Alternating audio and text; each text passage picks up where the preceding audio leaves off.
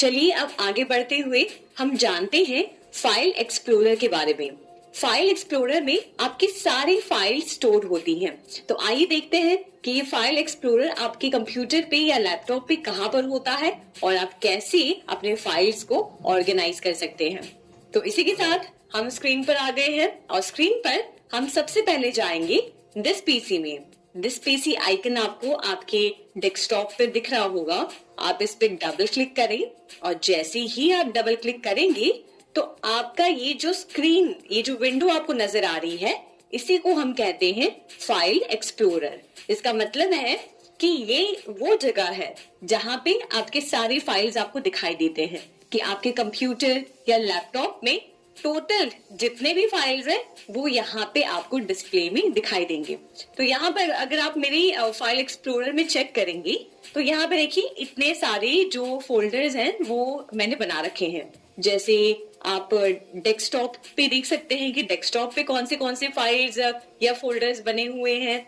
वैसे डॉक्यूमेंट का एक फोल्डर है, तो डॉक्यूमेंट्स में कितने सारे मेरी फाइल्स आप चेक करिए। उसके बाद अगर आप डाउनलोड्स में देखेंगे तो डाउनलोड्स में कितने फाइल्स हैं ये आप चेक कर सकते हैं। उसके बाद आप पिक्चर्स में जाएंगे तो पिक्चर्स में आपको अलग अलग ये जो फोल्डर्स दिख रहे हैं ये भी मतलब ये भी एक तरह के फोल्डर्स हैं। जैसे समझिए कि पिक्चर्स जो हमारा फोल्डर है, जो लेफ्ट पैनल है, इस पे जो पिक्चर्स फोल्डर है वो हमारा मेन फोल्डर है। अब उसके अंदर अगर मुझे छोटे छोटे फोल्डर्स बनाने हैं तो वो भी मैं बना सकती हूँ। जैसे मैंने पिक्चर्स में यही किया है। मैंने पिक्चर्स में Acer, camera roll, Nitro, saved pictures, screenshots, इनकी अलग अलग सब फोल्डर्स क्रिएट किए हैं। जिससे क्या होगा कि मैं एक फोल्डर के अंदर बहुत सारे अलग फोल्डर्स बना सकती हूँ और उन फोल्डर्स के अंदर अलग अलग फाइल्स को प्रॉपर्ली ऑर्गेनाइज कर सकती हूँ, जिससे कि मुझे उन फाइल्स को ढूंढने में कोई दिक्कत ना हो और वो प्रॉपर्ली जिन भी कैटेगरीज में उन्हें ऑर्गेनाइज रहना चाहिए वो रहे। तो ऐसे ही आप चेक करिए कि जैसे पिक्चर्स में कैमरा रोल की मैंने अलग फोल्डर बना रखी है, जो कि इसमें फोटोज नहीं है, पर मैं इसमें कभी भी अलग से स्टोर कर सकती हूँ। तो वैसे ही आप आगे आएंगे तो म्यूजिक की अलग से फोल्डर है। वीडियोज में आप देख सकते हैं कि देखिए वीडियोज में भी मैंने एक सब फोल्डर बना रखा है कैप्चर्स के नाम पे, और वैसे ही बाकी फाइल्स अलग से स्टोर्ड है। वैसे आप देखेंगे कि ये सारे फोल्डर्स मेरे लैपटॉप में अभी सेव्ड है। अब आपको दिखाई दे रहा होगा कि हर एक लैपटॉप के बगल में ये जो कुछ पिन वाला साइन है, ये पिन साइन क्या है? जैसे आपको दिख रहा होगा डेस्कटॉप पे, डॉक्यूमेंट्स पे, डाउनलोड्स पे, ये सब पिन साइन है। इसका मतलब ये है कि मैंने इन फोल्डर्स को पिन करके रखा है, जिससे कि जब भी मैं ये फाइल एक्सप्लोरर ओपन करूं तो मुझे सबसे ऊपर ये सारे फोल्डर्स दिखाई दे। आप समझ गए? और मैं इसको कभी भी चाहूँ तो इसको हटा सकती हूँ, पिन अनपिन कर सकती हूँ, और जब चाहूँ तब इन्हें वापस पिन कर सकती हूँ। वो करने के लिए आपको क्या करना होगा, आप कोई भी फोल्डर को सिलेक्ट कर सकते हैं। समझिए मैंने स्क्रीनशॉट सिलेक्ट किया और इस पे जाके मैंने राइट क्लिक किया। राइट क्लिक करने के बाद देखिए यहाँ पे तीसरा ऑप्शन है पिन टू क्विक एक्सेस। इस पे मैं क्लिक करूंगी तो ये स्क्रीनशॉट वाला जो फोल्डर है वो भी पिन हो जाएगा। अब मानिए कि मुझे स्क्रीनशॉट वाले को अनपिन करना है, इसे वापस हटाना है यहाँ से, तो मैं राइट क्लिक वापस करूंगी और तीसरे ऑप्शन पे वापस क्लिक करूंगी अनपिन फ्रॉम क्विक एक्सेस। तो इस तरीके से मैं इन फोल्डर्स को वापस अनपिन कर सकती हूँ। फोल्डर्स को पिन करने का पर्पस ये है कि आप क्विकली उसे एक्सेस कर पाए।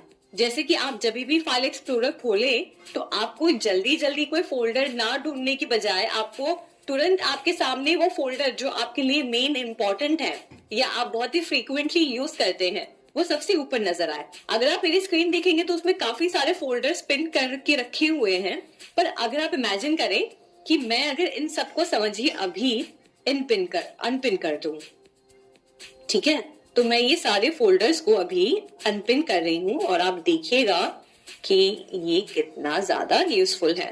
अब मैंने इनको अनपिन कर दिया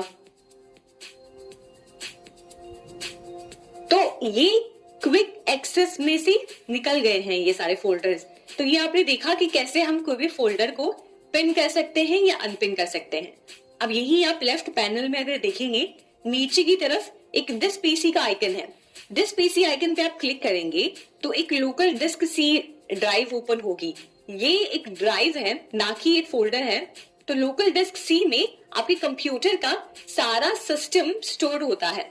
जैसे कि हम जानते हैं कि किसी लैपटॉप या कंप्यूटर को रन करने के लिए एक ऑपरेटिंग सिस्टम की जरूरत होती है। जैसे कि मैं अभी एक विंडोज लैपटॉप पे हूँ, तो विंडोज लैपटॉप किस ऑपरेटिंग सिस्टम पे रन कर रहा है? विंडोज पे कर रहा है, राइट? तो विंडोज का जो सिस्टम है वो इसी ड्राइव में स्टोर्ड है।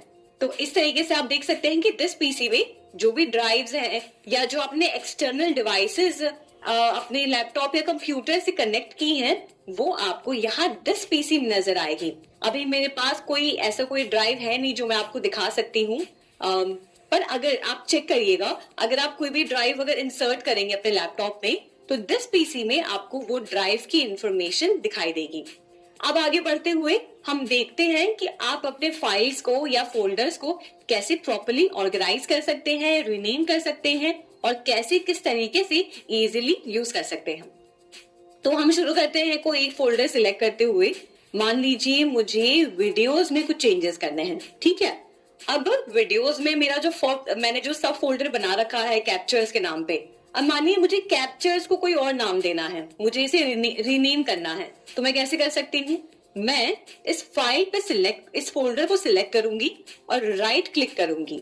राइट क्लिक करने पे आपको ऊपर ऐसा कुछ सिंबल दिखाई देगा जिसमें रीनेम लिखा होगा। अगर आप उस पर जाकर अपने कर्सर को टच करेंगे तो उसमें रीनेम लिखा हुआ आएगा। रीनेम पर आप क्लिक करेंगे तो देखिए ये कैप्चर्स जो है ये अब एडिटेबल फॉर्म में हो गया है। तो आप इसे बैकस्पेस करके कीबोर्ड पर टाइप करके किसी और फाइल से इसे रीनेम कर सकते हैं और एंटर दबा के ये उस फाइल से रीनेम हो जाएगा, यानी कि उस फाइल से सेव हो जाएगा। तो इतने आसान तरीके से आप किसी भी फाइल को या किसी भी फोल्डर को रीनेम कर सकते हैं। मान लीजिए मुझे इसी फाइल को रीनेम करना है, तो मैंने इसे क्लिक किया, इसे सिलेक्ट किया, रीनेम किया और A3 दबाकर एंटर दबाकर ये फाइल A3 के नाम से रीनेम हो गया है। तो ये था तरीका कि कैसे आप किसी फाइल या किसी भी फोल्डर को रीनेम कर सकते हैं। अब देखते हैं कि कैसे आप किसी फाइल को दूसरे फोल्डर में कॉपी कर सकते हैं। तो आइए वो देखते हैं।